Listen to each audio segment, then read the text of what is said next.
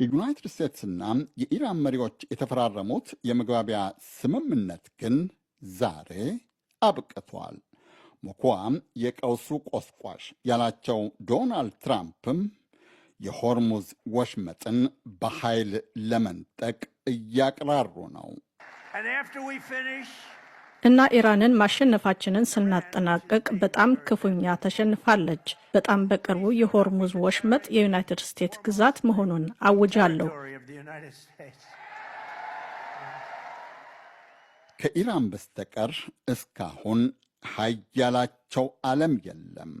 ኢራን ክፉኛ ከተሸነፈች ማሸነፋቸውን የሚያጠናቅቁት እንዴት እንደሆነ የሚያውቁት በእርግጥ አንድም ትራምፕ ሁለትም አማካሪና አወዳሾቻቸው ናቸው። ለብዙዎች የሚታወቀው ትራምፕ ዳግም አደራጀሁት የሚሉት የአሜሪካ ጦር ለውጊያ መዘጋጀቱ ነው።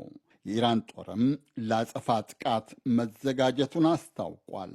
የጦሩ አዛዥ ጀኔራል አሚር ኻታሚ እንዳሉት የዩናይትድ ስቴትስ ጦር ጥቃት ከከፈተም የጦራቸው ስልት እንደስካሁኑ መከላከል አይደለም፣ ማጥቃት እንጂ። ዛቻ፣ ፉከራም፣ ፍጥጫው ንሯል። የዓለም ዝምታም በነበረበት ቀጥሏል። ነጋሽ መሐመድ ነኝ። ቸር ያሰማን።